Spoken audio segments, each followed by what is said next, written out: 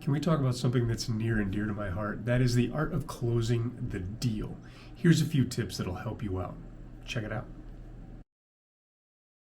Number one rule: if you get what you want, stop talking. Say thank you and leave. There's no reason to keep talking or keep trying to smooth the person over whenever you've already got everything that you wanted. Now that we got that out of the way, I find that so many people are actually terrible at closing the deal. I don't know if it's excitement because they finally got a close, or if it's the fact that they just got paid so they don't care anymore. But the problem is that there's an art to closing the deal.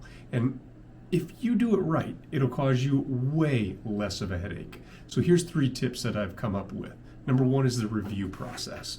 You need to make sure that you've taken care of everything that the client needs, and that you tell them exactly what it is that they're purchasing. They need to be sure of it.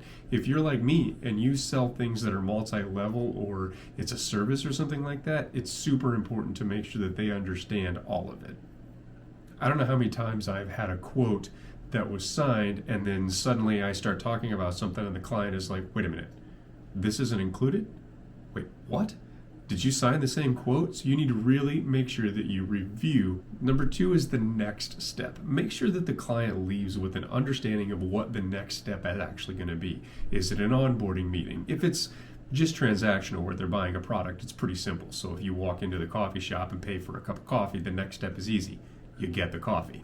But make sure that if you sell something that's multi-level, they understand. Maybe it's an onboarding meeting, maybe it's email that they're going to get for them to verify their answer, something like that. So make sure that they understand what the next step is. Number 3, is there anything else I can help you with? Make sure that you ask this question.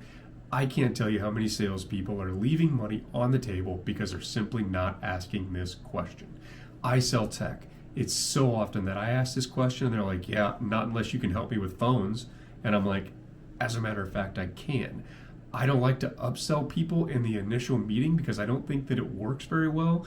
And I also think that it creates this like wormy sales guy type process. So I like to ask this question at the end, and I find that quite often they didn't realize that there's another product out there that we can help with.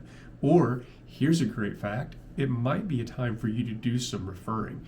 You might be able to send them to your buddy over here who sells great coffee and they just happen to need great coffee.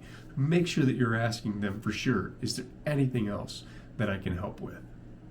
And that's it. Those are 3 tips that you can use to help you master the art of closing the deal. Thank you very much for watching.